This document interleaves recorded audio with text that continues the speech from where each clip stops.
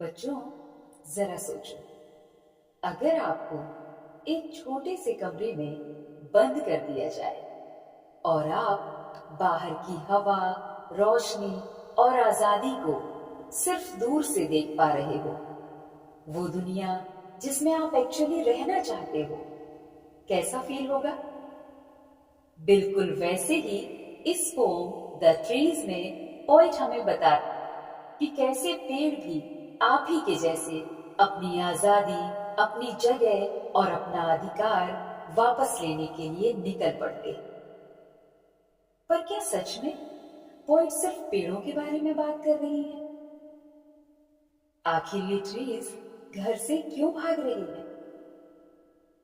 तो चलिए समझते हैं इस पोम के हर एक लाइन में छुपा हुआ मीनिंग और देखते हैं पोइट एड्रिन रिच सिर्फ ट्रीज के बारे में लिख रही हैं या फिर कुछ और बड़ा मैसेज देना चाहती हैं। तो चलिए बच्चों, स्टार्ट करते हैं the trees by Adrienne Rich. The trees inside are moving out into the forest. घर के अंदर रखे पेड़ बाहर जंगल की तरफ जा रहे हैं। पोइट कह रही है कि जो ट्रीज घर में बंद थे, अब वो अपनी असली जगह फॉरेस्ट यानी जंगल में जा रहे हैं। The forest that was empty all these days. जंगल जो पहले खाली थे, ट्रीज घर में बंद थे, इसलिए उनका असली घर फॉरेस्ट खाली हो चुका। अब ट्रीज वापस जाके फॉरेस्ट को जिंदा कर रहे हैं। Where no bird could sit, जहां कोई चिड़िया बैठ नहीं सकती। No insect hide, कोई इंसेक्ट छिप नहीं सकता था। No sun bury its feet in shelter, जहां धूप भी अपनी रोशनी के पैर पेड़ों की छाया में नहीं रख पाती, क्योंकि पेड़ नहीं थे तो छाया भी नहीं। The forest that was empty all these nights will be full of trees by morning. Poet कह रही है कि जो जंगल कई रातों से खाली था, वो सुबह होते ही पेड़ों से भर जाएगा। लेकिन बच्चों, पोम का असली मीनिंग सिर्फ इतना सा नहीं है। इस स्टेंजा में जो ट्रीज घर के अंदर बंद दिखाए गए हैं, वो असल में विमेन को सिंबलाइज करते हैं, जो समाज के रूल्स, रेस्ट्रिक्शंस और एक्सपेक्टेशंस के अंदर बंद होती हैं। जैसे पेड़ को ग्रो करने के लिए स्पेस चाहिए, वैसे ही एक लड़की को, विमेन को भी अपनी लाइफ जीने, अपने डिसीजंस लेने और अपने ड्रीम्स फॉलो करने के लिए फ्रीडम चाहिए। All night the roots work to disengage themselves from the cracks in the veranda floor.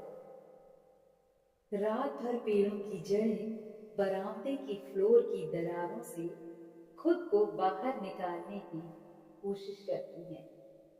मतलब पेड़ अपनी पुरानी बंद बंदिशों वाली जगहों से आजाद होना चाहते हैं। The leaves strain toward the glass. पत्तियां खिड़की के कांच की तरफ झुककर अपनी पूरी शक्ति लगाकर आगे बढ़ने की कोशिश कर रही है। Small twigs stiff with exertion. छोटी छोटी टहनियां भी मेहनत के कारण कड़ी हो गई हैं। Long cramped arms shuffling under the roots. लंबी और तंग जगह में दबी हुई टहनियां धीरे धीरे हिल रही हैं। मतलब बहुत दिनों से कमरे में फंसी हुई लंबी टहनियां अब बाहर जाने की कोशिश में लगी हुई है। Like newly discharged patients, half dazed, moving to the clinic doors. पेड़ों की लंबी टहनियां जो पहले दबकर अंदर थी, अब ऐसे धीरे धीरे बाहर जा रही, जैसे कोई बीमार इंसान ठीक होकर धीरे धीरे चलता है। यहाँ पोइट ट्रीज की दबी मुरझाई हुई डालियों को उन लोगों से कंपेयर कर रही हैं जो हॉस्पिटल से निकल रहे होते हैं, वीक बट हैप्पी। अब समझते हैं इस स्टैंजा का असली हिडन मीनिंग। यहाँ पेड़ों का moving out, breaking the walls, अंदर की दीवारों को तोड़ना, ये सब एक्चुअली विमेन ब्रेकिंग स्टेरियोटाइप्स का सिंबल है। जब गर्ल्स और विमेन अपनी लाइफ में रेस्ट्रिक्शंस तोड़कर आगे बढ़ती हैं, एजुकेशन, करियर, फ्रीडम, चॉइसेस, तो वो बिल्कुल इन पेड़ों की तरह अपनी जगह से निकलकर अपनी स्पेस बनाती है। I sit inside, doors open to the veranda. Poet कह रही है कि मैं घर के अंदर बैठी हूँ और मेरे घर का दरवाजा वेरेंडा की तरफ खुला हुआ है। राइटिंग लॉन्ग लेटर्स, लंबी लंबी चिट्ठियां लिख रही हूँ, in which I scarcely mention departure of the forest from the house. और उन चिट्ठियों में मैं मुश्किल से ही इतनी बड़ी घटना के विषय में लिखती हूँ। मतलब मैं लॉन्ग लेटर्स तो लिख रही हूँ, लंबी लंबी चिट्ठियां लिख रही हूँ, पर पेड़ों का घर छोड़कर भाग जाना, इस विषय में कुछ खास नहीं लिखती। The night is fresh, the whole moon shines. रात बिल्कुल ताजा और ठंडी है, पूरा चांद साफ चमक रहा है। In a sky still open, आसमान पूरी तरह खुला है। The smell of leaves and lichen still reaches like a voice into the rooms. पत्तों और लाइकेन की खुशबू अब भी कमरों तक ऐसे आ रही है जैसे कोई आवाज कमरे के अंदर तक पहुंच रही है। इस स्टैंजा में एक डीपर मैसेज छिपा है। यहाँ जो ट्रीज फुल मून के नीचे खड़े हैं, ये एक्चुअली एक न्यू बिगिनिंग को शो करता है। पोइट कहना चाहती है कि जब विमेन बंधन तोड़कर बाहर आती हैं, तब उनके लिए एक नई जिंदगी शुरू होती है, जहां वो खुद अपनी आइडेंटिटी बनाती हैं और अपनी चॉइसेस फॉलो करती हैं। My head is full of whispers which tomorrow will be sunny. मेरे दिमाग में अभी बहुत हल्की हल्की आवाजें घूम रही हैं जो कल सुबह तक शांत हो जाए। अभी वो सब कुछ महसूस कर रही है, पर वो कह रही है कि कल तक सब नॉर्मल लगेगा। Listen, the glass is breaking. सुनो, खिड़की का शीशा टूट रहा है। मतलब पेड़ बाहर निकलने की कोशिश में कांच तोड़ रहे हैं। The trees are stumbling forward into the night. पेड़ रात के अंधेरे में हिलते डुलते, लड़खड़ाते हुए बाहर निकल रहे हैं। यानी आजादी पाने के लिए पेड़ घर से बाहर जा रहे हैं। Winds rush to meet them. हवा तेज गति से दौड़कर बाहर निकलने वाले पेड़ों का स्वागत करते हैं। The moon is broken like a mirror. चांद ऐसे लग रहा है जैसे टूटा हुआ शीशा। Its pieces flash now in the crown of the tallest oak. उस टूटे हुए चांद के टुकड़े की रोशनी सबसे ऊंचे ओक ट्री पर चमक रही।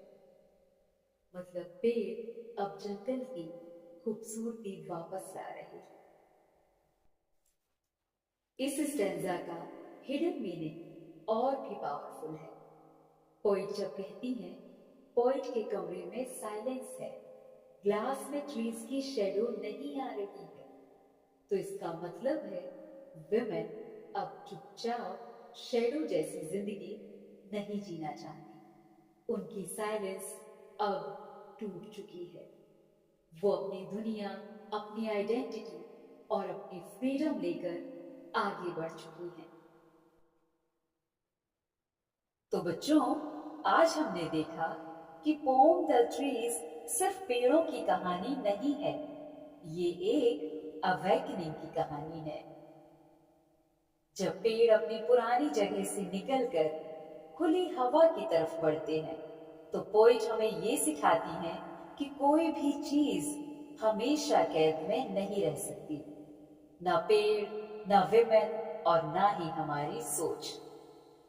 और बच्चों, याद रखना, जिस तरह ट्रीज रात भर चुपचाप मेहनत करके बाहर निकलते, वैसे ही रियल लाइफ में भी हम अपनी स्ट्रेंथ, फ्रीडम और आइडेंटिटी तभी पाते हैं जब हम अपनी सीमाओं से बाहर निकलने की हिम्मत करते हैं। सो moral of the poem is growth needs freedom. Every identity deserves space. You cannot stop nature or people forever. One day, everything finds its real place. तो बच्चों, ये थी आपकी poem the trees by Adrienne Rich. बच्चों, आपने कभी सुबह सुबह फॉग को आते देखा है? कैसे बिल्कुल चुप से, धीरे धीरे, जैसे किसी के पैरों के सॉफ्ट स्टेप्स हों। गुड मॉर्निंग बच्चों, welcome back to the reading room. आज हम पढ़ने वाले हैं एक छोटी सी पर बहुत ही ब्यूटीफुल और इमेजिनेटिव पोम फॉग, जिसे लिखा है कार्ल सैनबर्ग ने।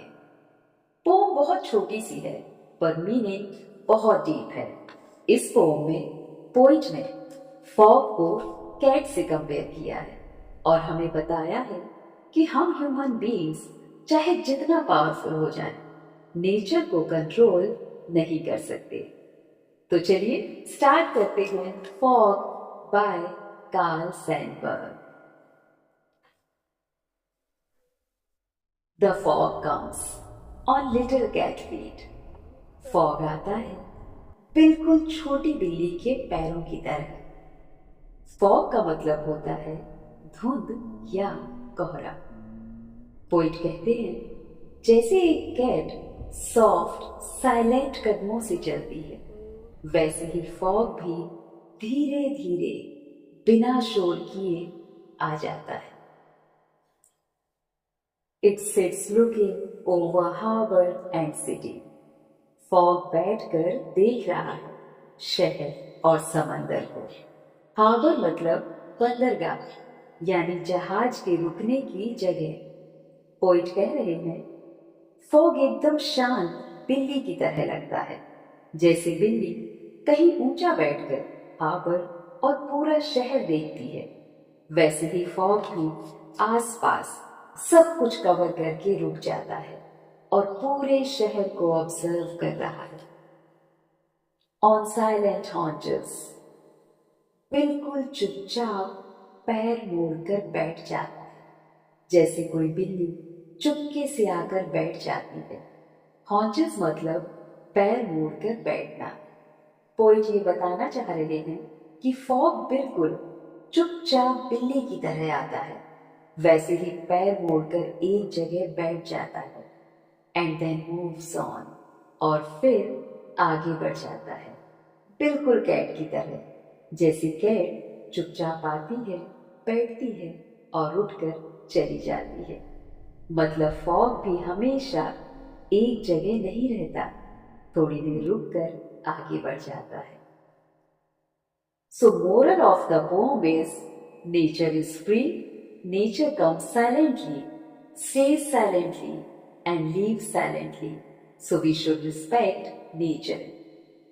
तो देखा बच्चों, इस छोटी सी पोम ने कितनी बड़ी बात सिखा दी कि जिंदगी में कुछ चीजें बिल्कुल फॉग की तरह होती हैं, साइलेंटली आती हैं और साइलेंटली चली जाती हैं। बच्चों, अक्सर ऐसा देखा जाता है ना, जो लोग बहुत बोलते हैं, अपनी बहादुरी दिखाते रहते हैं, हम उन्हें बहादुर समझते हैं, और जो हमेशा चुप रहते हैं उन्हें हम डरपोक समझ लेते हैं।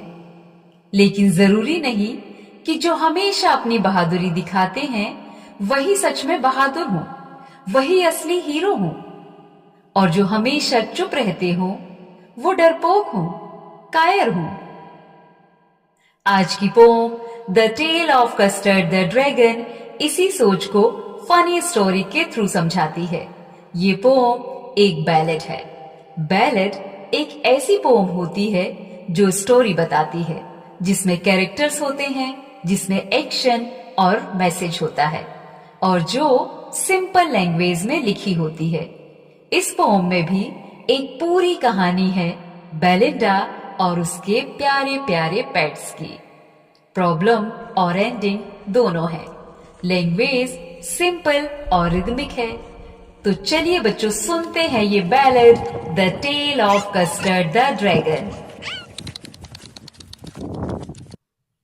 एक छोटा सा सफेद घर जिसमें रहती है एक लड़की बेलिंडा, और बेलिंडा के साथ हैं उसके प्यारे प्यारे पेट्स इंक, ब्लिंक, मस्टर्ड और कस्टर्ड। इंक जो कि है एक ब्लैक किटन, ब्लिंक जो है एक ग्रे माउस, मस्टर्ड जो है एक येलो डॉग, और है Custard the Dragon. Belinda, Ink, Blink और मस्टर्ड सब खुद को बहुत बहादुर समझते हैं, लेकिन कस्टर्ड हमेशा सेफ केज मांगता रहता है। इस वजह से सब उसे कावर्ड कहते हैं। एक दिन अचानक एक पायरेट घर में घुस आता है। पायरेट वो लोग होते थे जो समंदर में शिप्स पर अटैक करते थे, लोगों का माल, सोना, पैसा लूट लिया करते थे, और अक्सर अपने पास तलवार और पिस्टल रखते थे। पायरेट को देखकर बेलिंडा चिल्लाने लगती है। इंक और ब्लिंक भाग जाते हैं। मस्टर्ड भी डर जाता है। जो खुद को बहादुर कहते थे, वे सब के सब डर कर भागने लगते हैं। लेकिन उसी वक्त कस्टर्ड द ड्रैगन गुस्से में आगे बढ़ता है और बिना डरे पायरेट से लड़ता है। कस्टर्ड पायरेट को हरा देता है और सबकी जान बचा लेता है। पायरेट के जाने के बाद सब कस्टर्ड की खूब तारीफ करते हैं, लेकिन साथ ही अपने लिए बहाने भी बना देते हैं। कस्टर्ड ज्यादा कुछ नहीं कहता, वो शांत रहता है और खुद को हीरो नहीं मानता। इस पोम का मैसेज बहुत क्लियर है। असली बहादुरी दिखाने में नहीं, बल्कि मुश्किल वक्त में सामने आने में होती है। जो लोग ज्यादा बोलते हैं, जरूरी नहीं कि वही बहादुर हो। सो बच्चों, कस्टर्ड द ड्रैगन हमें सिखाता है actions matter more than words. बच्चों, जरा सोचिए, अगर कोई आपको सिर्फ आपके लुक्स के लिए पसंद करे, आपके बालों के कलर, आपके चेहरे की खूबसूरती के लिए, और आपकी असली पर्सनालिटी को ही ना देखे, तो क्या वो ट्रू लव होगा? गुड मॉर्निंग बच्चों, welcome back to the reading room. आज हम पढ़ने जा रहे हैं विलियम बटलर ईट्स की बहुत ही शॉर्ट लेकिन डीप मीनिंग वाली पोम फॉर एन ग्रेगरी। ये पोम कोई सिंपल कविता नहीं है, बल्कि दो लोगों के बीच एक छोटी सी कॉन्वर्जेशन है। एक तरफ है एक यंग मैन यानी हमारे पोएट, और दूसरी तरफ है एन ग्रेगरी। और इसी कॉन्वर्जेशन के थ्रू हमारे पोएट हमसे एक गहरा सवाल पूछते हैं, क्या ट्रू लव सिर्फ लुक्स पर बेस्ड होता है, या फिर इंसान की इनर ब्यूटी पर? तो चलिए बच्चों, इसी सवाल का जवाब ढूंढते हैं आप ही की क्लास 10th की पोम फॉर एन ग्रेगरी में। Never shall a young man thrown into despair by those great honey-colored ramparts at your ear. Poet यहाँ एन ग्रेगरी के बालों के बारे में बात कर रहे हैं, जो उसके कानों के पास गिरते हैं। रैम्पार्ट्स मतलब किसी किले या शहर की सुरक्षा के लिए बनाई गई दीवार। यहाँ बाल सुंदरता का सिंबल है। पोइट कह रहे हैं कि कोई भी नौजवान लड़का तुम्हारे गोल्डन हेयर यानी सुनहरे बालों की वजह से इतना पागल नहीं होगा कि वो उदासी में चला जाए। Love you for yourself alone and not your yellow hair. आगे पोइट कहते हैं कि कोई भी इंसान तुमसे सिर्फ तुम्हारी खूबसूरती या बालों के रंग की वजह से प्यार ना करे, बल्कि तुम्हारी असली पहचान, तुम्हारी सोल, तुम्हारे नेचर को प्यार करे। मतलब ट्रू लव किसी के आउटर ब्यूटी पर डिपेंड नहीं करता, बल्कि उस इंसान के नेचर, कैरेक्टर और सोल पर डिपेंड करता है।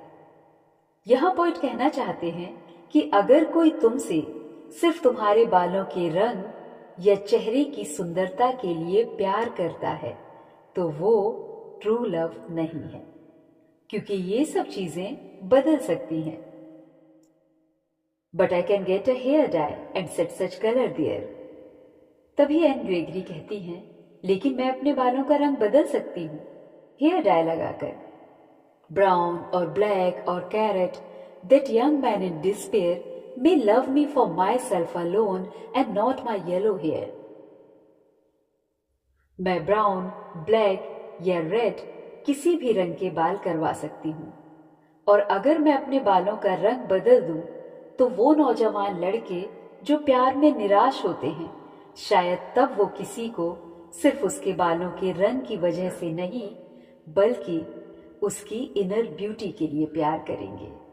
यहाँ एन ये दिखाना चाहती हैं कि आउटर ब्यूटी बदल सकती है, इसलिए वो चाहती हैं कि कोई उन्हें उनके असली नेचर की वजह से प्यार करे, ना कि सिर्फ उनके बालों के रंग की वजह से। I heard an old religious man but yesternight declared that he had found a text to prove that only God, my dear, could love you for yourself alone and not your yellow hair. कवि कहते हैं, एक बूढ़े धार्मिक व्यक्ति ने उन्हें बताया है कि उसे एक पवित्र ग्रंथ में यह बात मिली है कि सिर्फ भगवान ही किसी इंसान को उसके असली रूप के लिए प्यार कर सकते हैं, ना कि उसके सुनहरे बालों की वजह से। इंसान अक्सर बाहरी सुंदरता देखकर प्यार करता है, लेकिन भगवान ही एक ऐसा है जो इंसान को उसके दिल और स्वभाव के लिए प्यार करता है, ना कि उसके रूप और रंग के लिए। मतलब सच्चा और निस्वार्थ प्रेम सिर्फ ईश्वर ही कर सकता है, इंसान नहीं। इस पोम के थ्रू पोइट हमें ये समझाना चाहते हैं कि सच्चा प्रेम चेहरे या रंग से नहीं, बल्कि दिल और इंसानियत से होता है। क्योंकि लुक्स वक्त के साथ बदल जाते हैं, लेकिन कैरेक्टर और वैल्यूज हमेशा जिंदा रहती हैं। इसलिए हमें भी लोगों को उनकी आउटर ब्यूटी के लिए नहीं, बल्कि इनर ब्यूटी के लिए पसंद करना चाहिए। और इसी मैसेज के साथ ये पोम हमें सिखाती है कि असली प्रेम सिर्फ ईश्वर ही कर सकता है, बिना किसी शर्त के। अब आप मुझे बताइए, क्या आप मानते हैं कि किसी इंसान को उसकी शक्ल से नहीं, बल्कि उसके नेचर, उसकी क्वालिटीज और उसके बिहेवियर से पहचाना जाना चाहिए? कमेंट बॉक्स में जरूर बताना। तो बच्चों, ये थी आपकी पोम फॉर एन ग्रेगरी। अगर आपको ये पोम और उसके एक्सप्लेनेशन पसंद आई हो तो वीडियो को लाइक, शेयर और सब्सक्राइब जरूर करना। मिलते हैं नेक्स्ट वीडियो में, तब तक के लिए happy learning and keep growing.